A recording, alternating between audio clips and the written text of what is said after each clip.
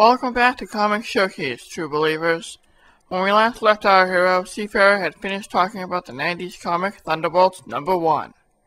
The comic was found to be much more than a simple 90s comic that was overflowing with extreme tendencies. No, Thunderbolts #1 was more than that, fearless viewers. The comic was full of twists, turns, and excitement that drew new readers in, while Earth's mightiest heroes were being drawn by image artists. New heroes were called on while the Avengers and Fantastic Four were away, and a shocking twist at the end made it one of the best-selling books of the 1990s, as from that point on, the comic became known for the twists around every corner. Once the dust settled, a new universe emerged. The Ultimate Universe. Man, do I have a lot to talk about here, so pull up a couch, pull up a chair, get a drink, get some food, and let's get started. That can't be good.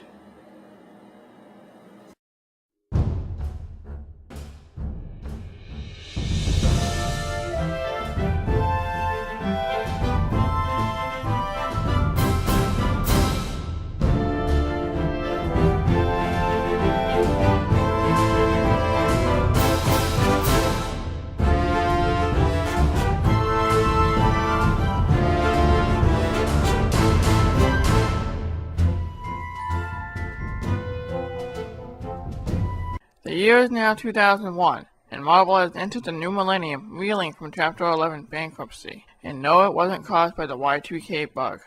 What happened was that Ron Perelman, whose company, the Andrews Group, purchased Marvel along with other media-related companies, and thus caused Marvel to amass a huge debt by making expensive acquisitions, such as the trading card companies Fleer and Skyblock, and falling comic sales was also a contributing factor.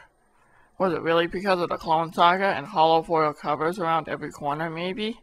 Who can say? By December of 1996, Marvel filed for Chapter 11 bankruptcy protection, and Toy Biz president Avi Arad fought with Perelman over control of the company. Arad won out, and his company Toy Biz took control. Toy Biz and the Marvel Entertainment Group combined and became Marvel Enterprises to effectively end the bankruptcy with the help of publisher Bill Jemas, Editor-in-Chief Bob Harris, and Isaac Perlmutter, Toy Biz co-owner. Arad's involvement in Marvel led to something some people may already be familiar with.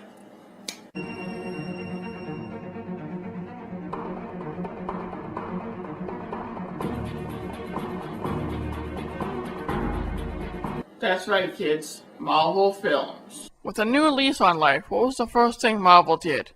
Well, after making Blade and an X-Men movie with Patrick Stewart as Professor X, No, they decided that they had enough of the Comics Code Authority dictating what can and can't be done in comics, and created their own rating system, starting with X-Force number 119.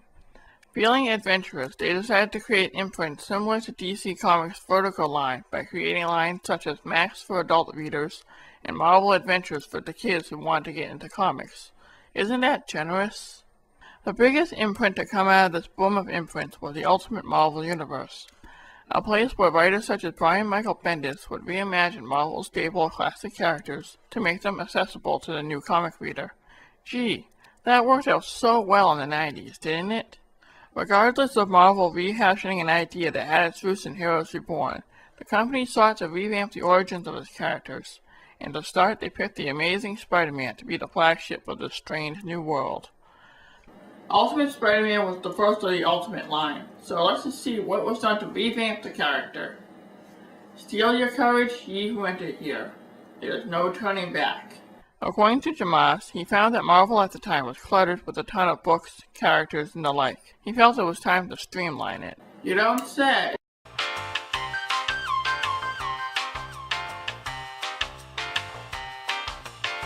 Like I said before, Jemas wanted a group of titles new readers could pick up and not have to deal with the years of continuity, since, let's be honest here, it can be confusing. I've been doing the past few videos on the history of the Marvel Universe, and I've only barely scratched the surface. At least it isn't a reboot, and Spidey was selected because he had been ingrained in the public eye for many decades. If Jemas wanted people to read comics again, then the Wall Crawler was the right way to go. Jemas had Brian Michael Bendis, who at the time was a newcomer to mainstream comics, and Mark Bagley, a veteran Spidey artist, develop ways in which Spidey's origin could be tweaked for a modern audience. Gone was the radioactive spider, and in came... Well, we'll see in a second. For now, let's take a look at the book that dared to redefine Marvel's flagship character in Ultimate Spider-Man #1. The cover for the book doesn't really say much, as bars of red cover most of it. We see Spidey swinging towards the readers as if to say, "Hey, I'm revamped for the 21st century. Please buy my book. I'm relatable now." The adventure begins with Norman Osborn relating the tale of Arachne to a lab assistant as they tend to a genetically enhanced super spider. Norman gets interrupted by his lawyers, who said that they had to go back to formula. No, seriously, this isn't a Spider-Man movie reference. He's actually making a drug called Oz. I guess he really is a great and powerful wizard. Oh, come on, I can make one pun per video, can't I? Osborn continues to talk to the lawyers and tells an assistant to put the spider away. The problem is, he forgot to seal the spider in, and it creeps out. Didn't the movie Arachnophobia start this way? The scene shifts to teenage science major Peter Parker standing in front of a high school where... Oh, how did that get here? Quick, dissolve! Dissolve! Anyway, science major Peter Parker is in the mall with a nose in the book when Jocks throws stuff at him. Everyone starts talking, and Peter looks up to see Mary Jane exchanging a look with him. Young... Hey, those jerks threw more stuff at him. MJ notices Peter in trouble, and we... Oh, come on, comic.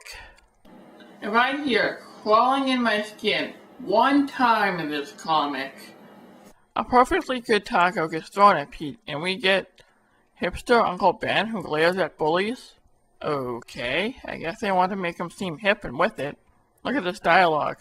Get over here, girl. Don't you look like $1 million? Hip Uncle Ben seems to be working for eHarmony.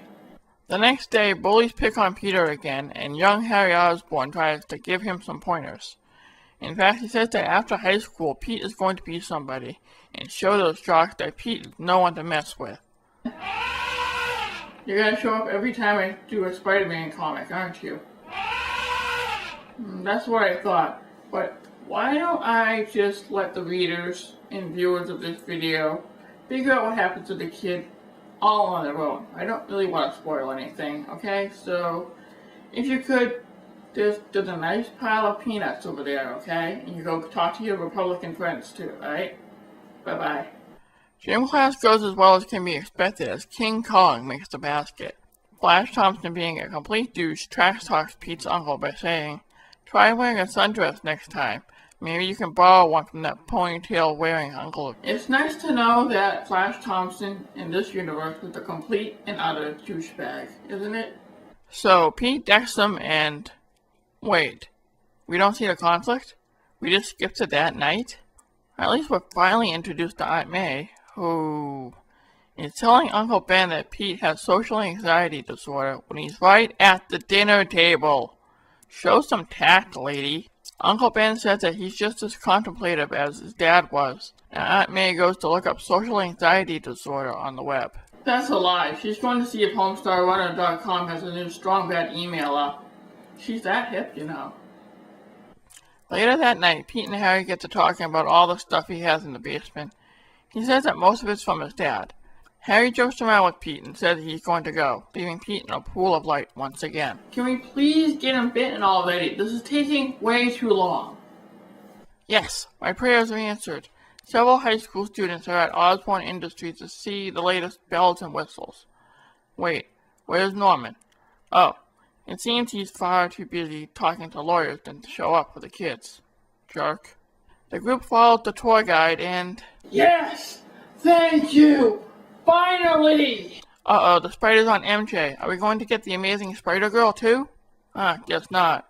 At this point, Flash and Co are laughing at Pete convulsing on the floor thanks to the spider bite. They are concerned for their fellow student is admirable. He wakes up on the way back from the field trip and... Is that Otto from The Simpsons? Dude, what am I on? Oh yeah, pot. Looks like MJ is covering for Pete, saying that this could have happened to anyone. Sure, giant spider bites you, grants you superpowers. Happens all the time. Osborn finds out about the mess that happened in the lab and fires several people for allowing the specimen to go free. He also wants to find the boy the spider bit and have a thug take care of him. No, it's like this. You are number one. Yes, sir. That is how you tell a thug to take care of something. Peter's doting aunt and uncle let the boy sleep, and of course they worry about him. Aunt May asks if they're going to sue the Osborns, and hipster Uncle Ben said that no harm was done. Except, of course, for the spider powers. At school, Pete's spider sense activates for the first time as bullies taunt him. He's then able to dodge several attacks, and one of the bullies lands flat on his face. Pete is shocked by his new abilities and promptly faints. Again. People at the hospital run some tests on the boy and finds that no needle can penetrate him. He's Spider-Man, not Superman. There's a difference. A nurse did manage to get a sample of blood from him, and a shady-looking guy who I think is working for Osborn takes the blood. Hey, it looks like I was right. Osborn tests the blood and finds that the formula is killing Peter. And this is better than radioactive blood. How? A car attempts to run over Pete, and once again his spider sense is triggered, causing him to flip over the vehicle that tried to kill him. Looks like Osborn wants to kill the poor kid before the Oz does. Pete runs to see if the man driving the car is okay, and sure enough the thug comes out and is brandishing a gun. Pete sees this and runs for his life. Kid, if a suspicious-looking car tries to run you over, do not go to check to see if the guy is okay if he gets in an accident. Chances are he'll want to hurt you. As the thug talks to Osborn about almost killing Peter, he wonders what exactly is happening. Pete remembers the bite and realizes that the van was coming for him.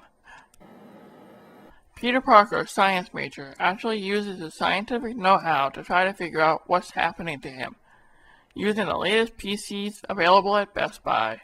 It turns out that Pete actually skipped school to do all this research, and his aunt and uncle are none too pleased about their nephew's truant behavior.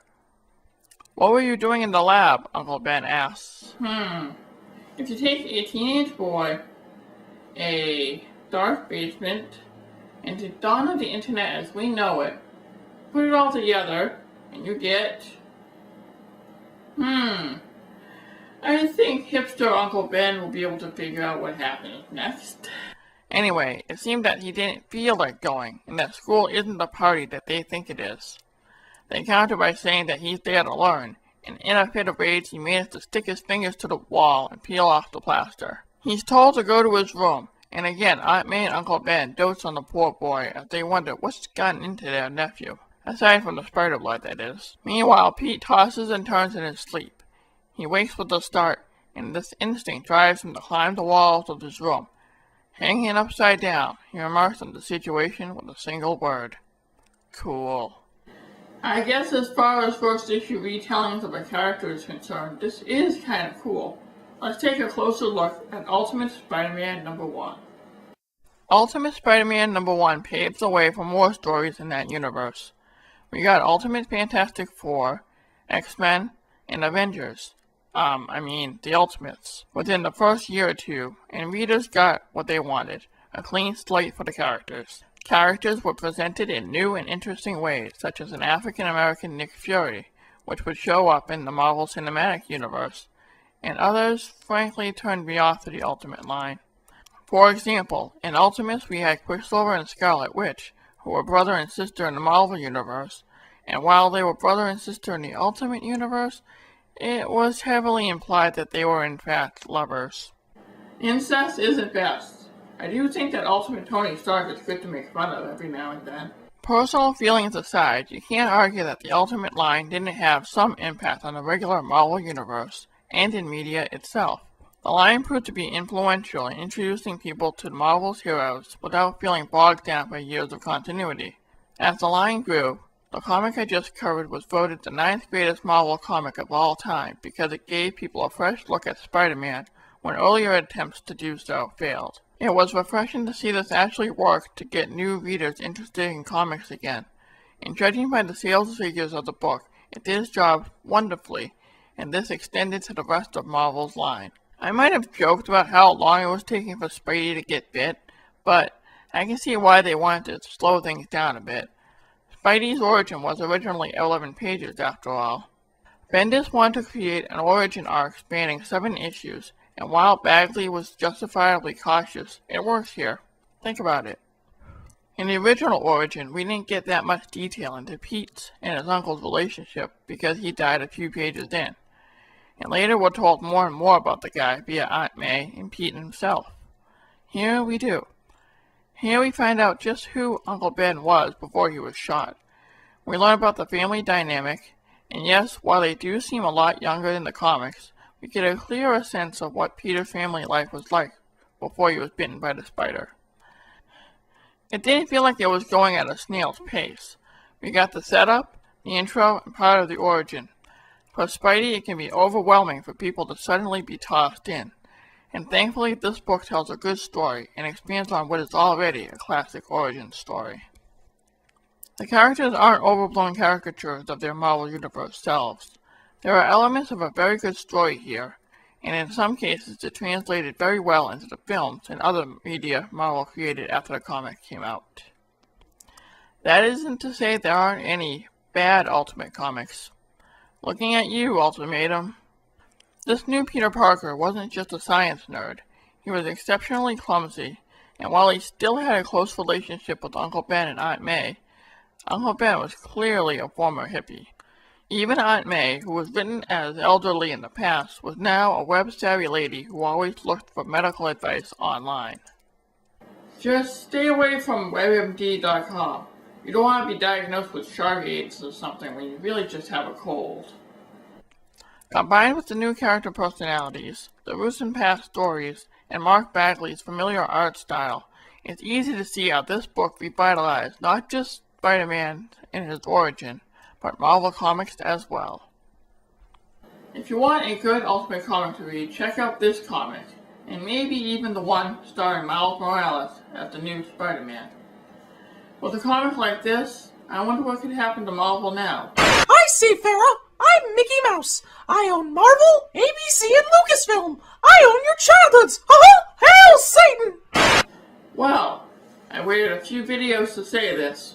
Avengers, assemble!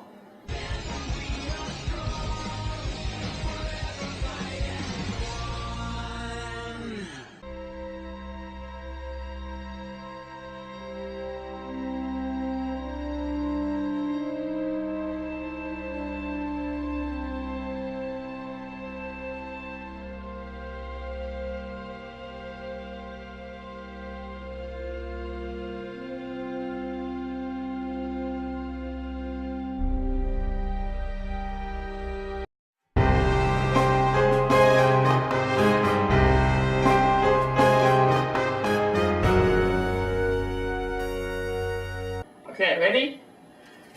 Jack. You. I cannot laugh. Cut. No, wait, leave it going, leave it going, leave it going. It's a good take. It's a good take. Why is it a good take? Outtake, so don't. There's no outtakes.